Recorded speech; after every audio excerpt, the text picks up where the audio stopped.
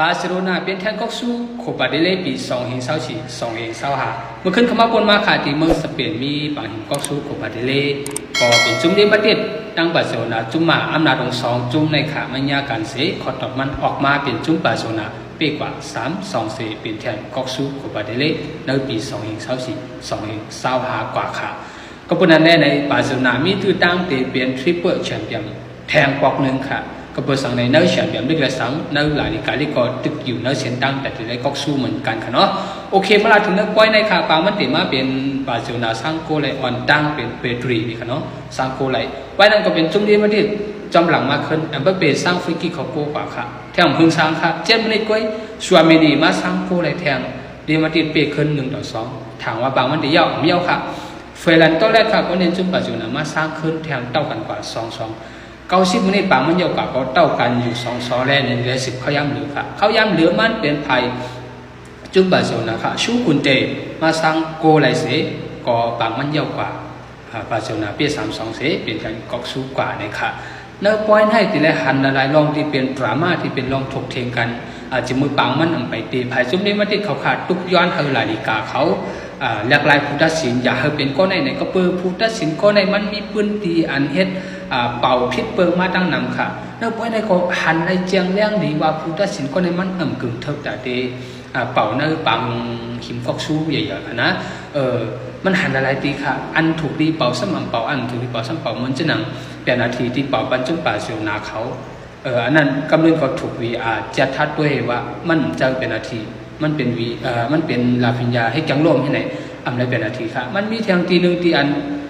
บาร์เซโลนาเขาถูกปิดร่วมเหมือนเก่าด้วยการอันในก็อำไรเป็นนาทีมันเป็นเช่นหลายๆกัมค่ะเนาะและถึงตีบางมันยาวกว่าปากไว้เศร้านิดในจุ่มเรียมาดิดเขาก่อนก็จะร้องได้ค่ะอะไรก็จะลำนี่เลยในเรียมาดิดถึงที่ย่าหมายแรงสีก็ใครพี่น้องในวิดีโอที่เขาถ่ายวิดีโอไล่นั่นได้ก่อนไล่หันว่าเผยย่าฟังมันมีจุดบาสเกตลูดิกาวินิชูจูเนียเบดิงฮัมคาชิโก้ย่าหมายแรงนะ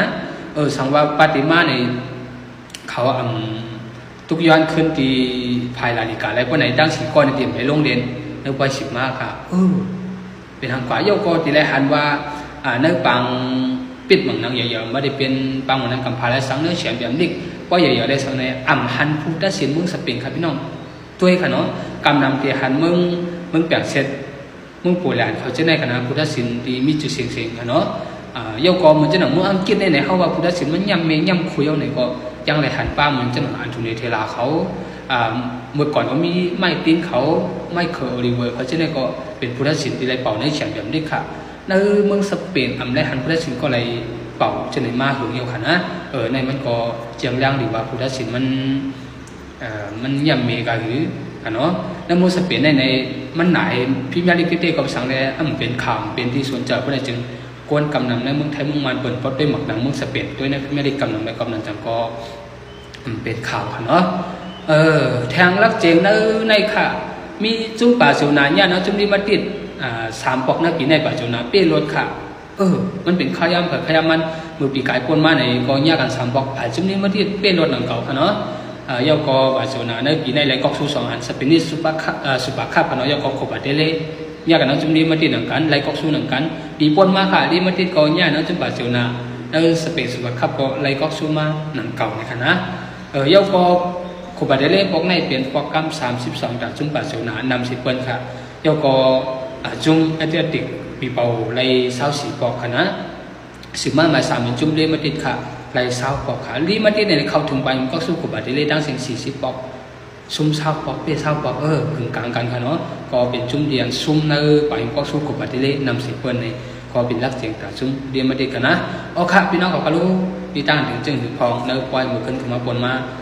ก็ปันต่างถึงมาแล้วกันนะเปิดถามว่ามันได้เอาข่าวทุกวันก็ได้ข่าวสังเกตอะไรจะก็เลยลืมในไลน์ในแชร์ในซับสไครป์ปัญหาคำไปได้อย่านำเสียคำค้ามาสุขะ